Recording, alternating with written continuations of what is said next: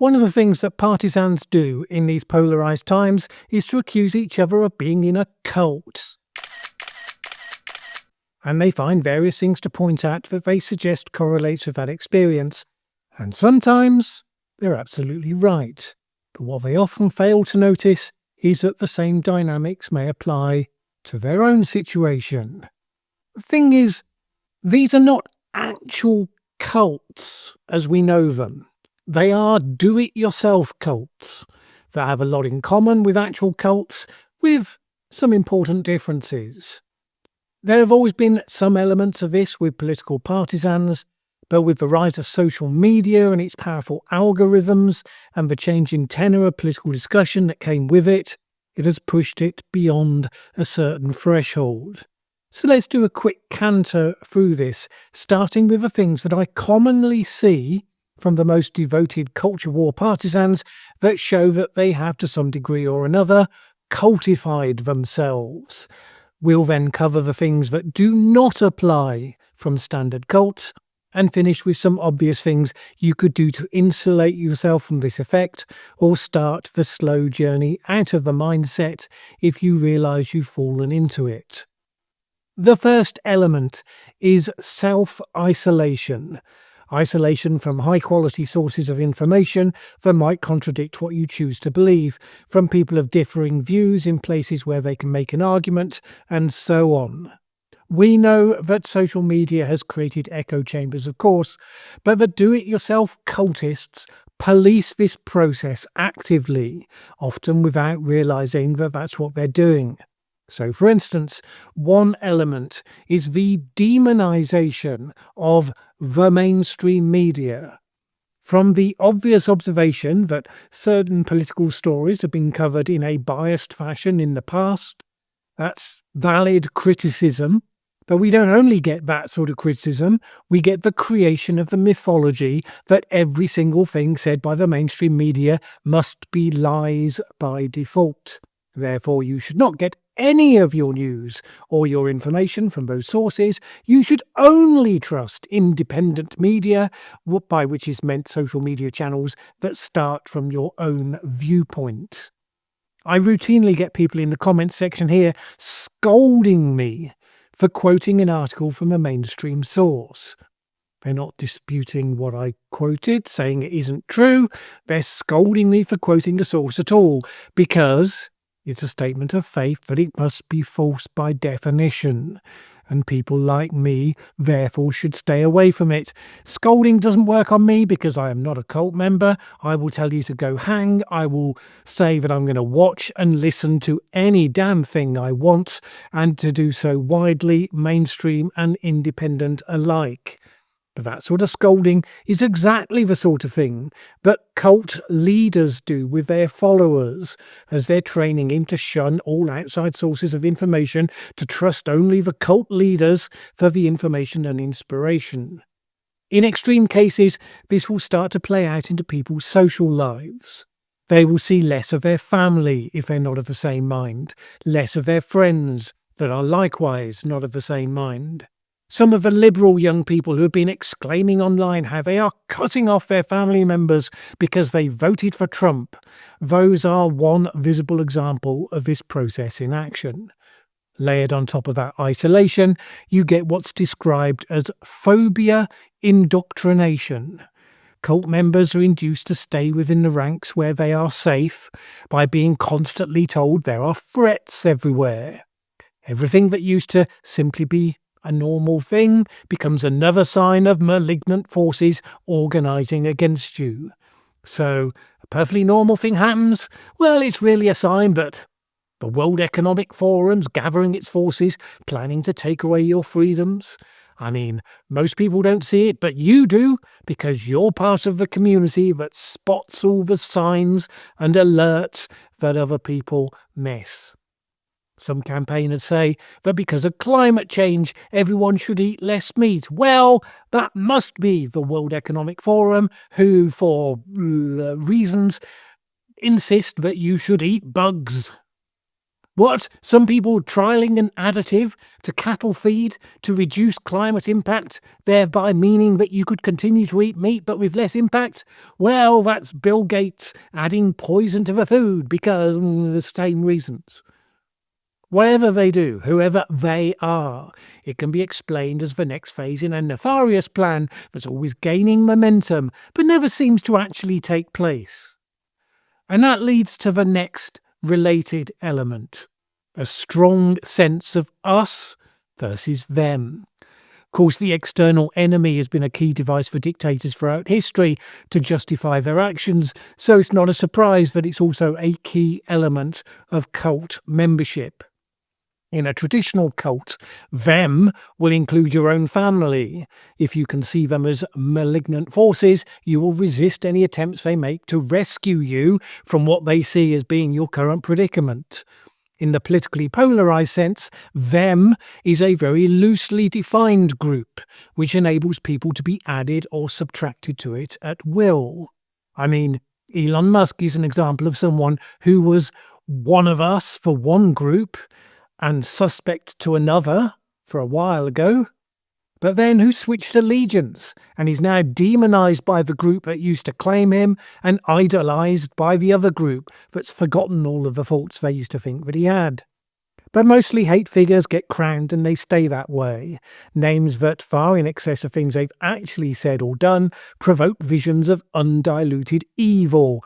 Elon Musk and Donald Trump, obviously in some eyes, but also figures like J.K. Rowling, known for a certain fact to be a bigot by large numbers of people who nevertheless couldn't quote a single thing she'd ever said that qualified for such a label.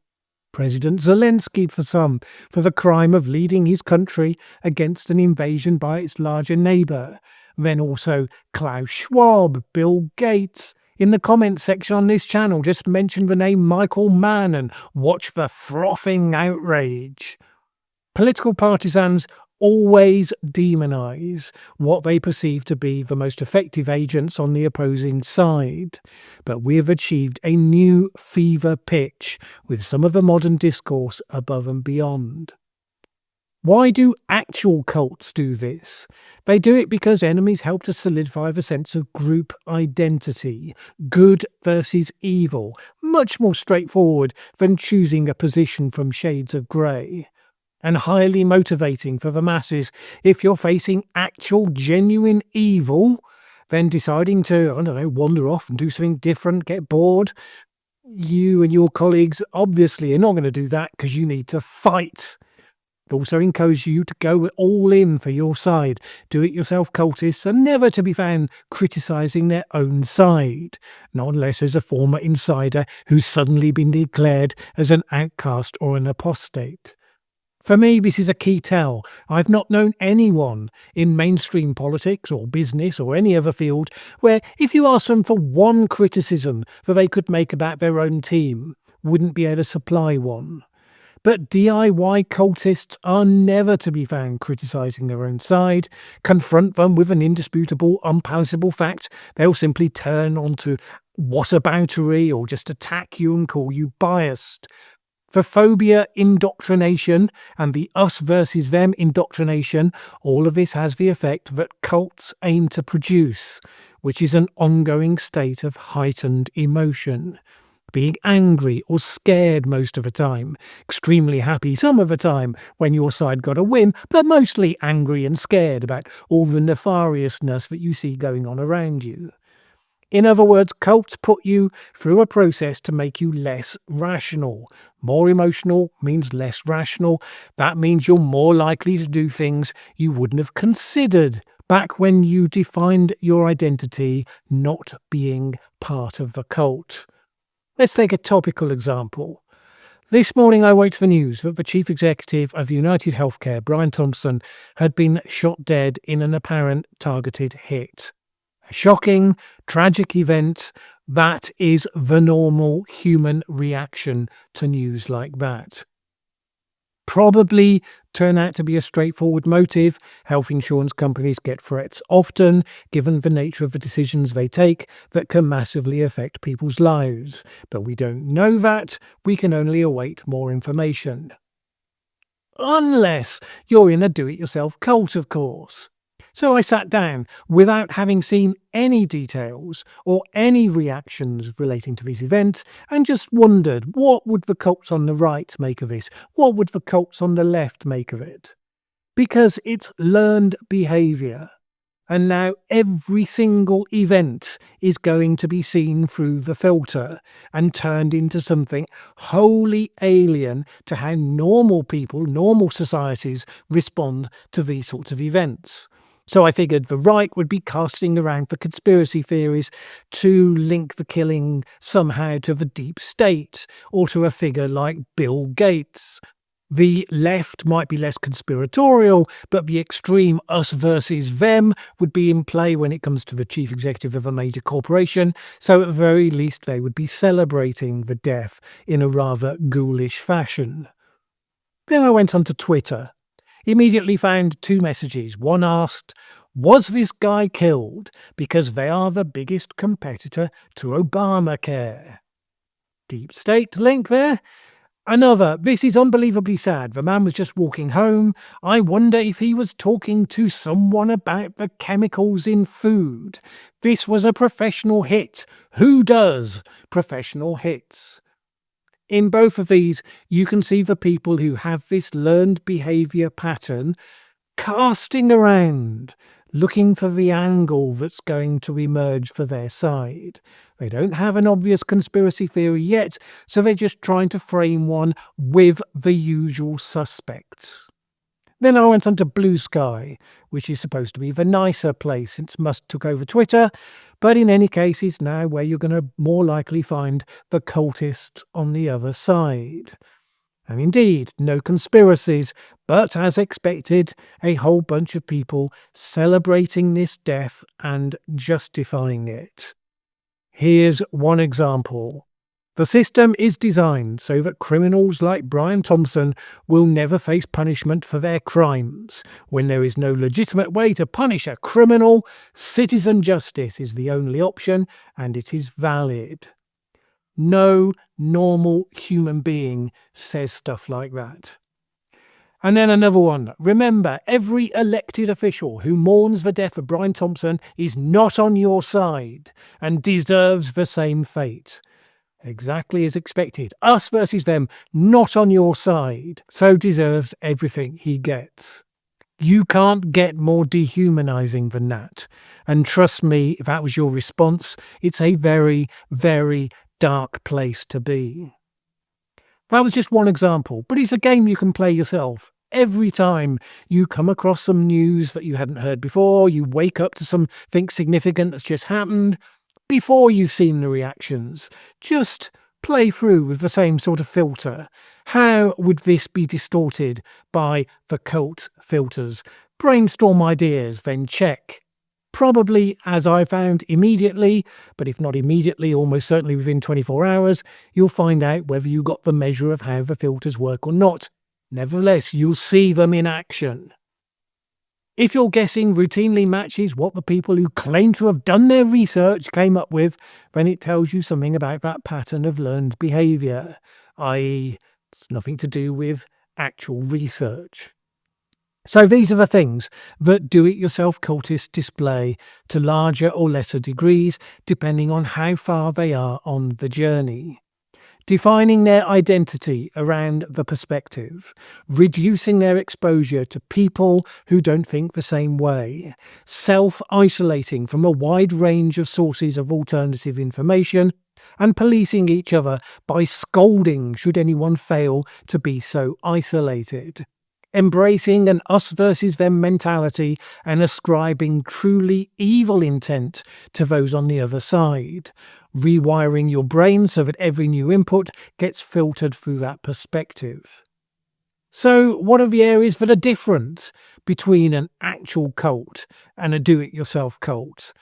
Obviously, the elements of manipulation from an intentional leadership. I mean, some do-it-yourself cults can focus in on a charismatic leader figure. Trump is obviously one such, who a number of people project their needs onto. Certain commentators like Russell Brand or Andrew Tate might fulfill that role for others. But mostly people do this to themselves. In actual cults, the leaders of those cults will hold in front of you promised rewards. You're on the verge of fulfilling your wildest dreams, if only you fully commit by going through the conversion process, whatever it may be, selling your house and possessions to show that you're fully on board, sleeping with the head guru. You know how it goes. Do-it-yourself cults have some unrealistic expectations on what may happen if their side wins, but they're not actively used against the members in the same manipulative way. Another thing that actual cults do is what's called love bombing, spoiling new members with attention and affection to make you feel like part of the most fulfilling and loving community you've ever known in your life. Some do-it-yourself cults have been known to do this.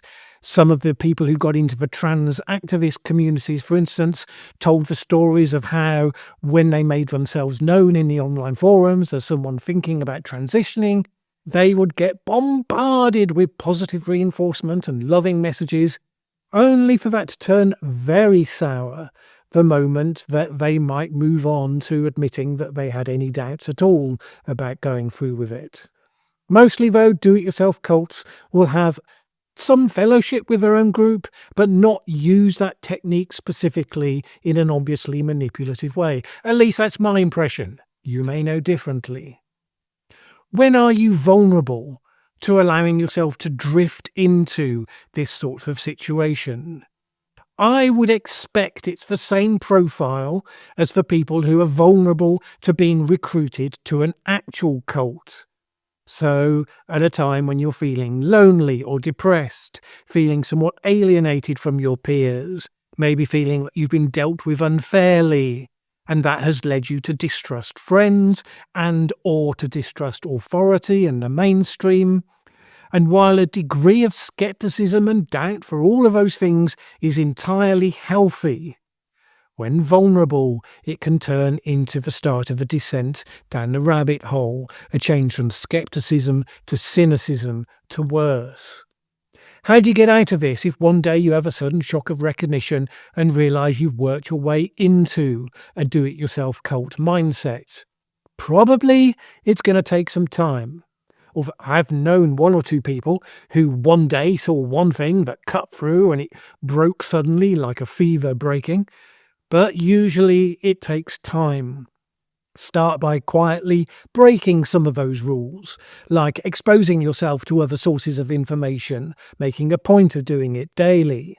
Not from the opposing cultists, if they exist. If your cult's focus is political, start reading books of political analysis, and especially biographies of politicians, things that show you the complex realities behind the situations, how normal people respond to incentives, so that the black and white comic level version becomes obviously grossly simplistic. Seek out the writings and biographies, specifically of the hate figures. You may still find much to criticise about them, but if you're informed about what they actually said, what they actually did, how they really think, then it certainly won't look like the caricatures you've been led to believe in. Diversify the things that you watch and that you listen to. Get as many normal people talking about normal concerns as necessary, even unrelated to your cult's focus. Just begin to rewire your brain into how you tend to see the world when you haven't obsessively put everything through a particular filter. And for sure, practice being genuinely skeptical. Cultists often preach about so-called critical thinking and skepticism while demonstrating absolutely neither of those things. Skeptical means checking the things you want to believe are true more rigorously than the things you instinctively believe to be false. And start to break down the social barriers, re-establish friendships if they still survive, go out of your way to make new ones if not. People who are not similarly cult-focused, obviously. Lots of people have made this journey before you. I've watched videos of people talking about how they brought themselves out of a rabbit hole of this sort and seen significant numbers of comments below those videos of other people who also found their way out. So others have found themselves in that situation, and they have then themselves worked their way out. If they can do it, surely you or your loved one or whoever it is you know who is caught in this can do so as well. And if that is the situation, good luck to you, to them. Life out of the cult is a lot better for all of its occasional difficulties. All right, that's enough of all of that. Let me know what you think in the comments below.